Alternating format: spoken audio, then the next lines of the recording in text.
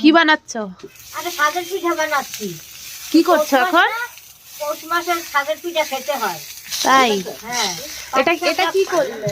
এটা এই তেল দিলাম না। ওই কাপড়টা দিয়ে? হ্যাঁ। এটা পাটিসাপটা পিঠা? না, এটা সাজের পিঠা। সাজের পিঠা। হ্যাঁ।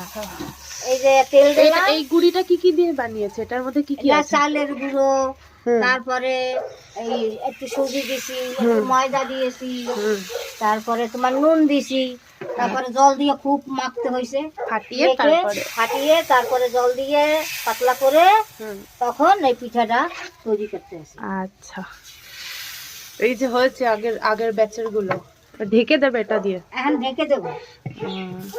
আর এইটা দিয়ে বানানো হয়, এটাকে কি বলে? কাচি? কাশি। কেন এমনি চামচ দিয়ে হবে না? এরকম উঠাইতে হয় না। বসে আসছে না আমাদের পাটি সাপটা পিঠে, তারপরে সাজের পিঠে, চুষি পিঠে, মালপোয়া, এইসবগুলো আমরা করি। আচ্ছা, আজকে বাড়িতে পিঠে পার্বণ। আজকে পিঠা পারবো না।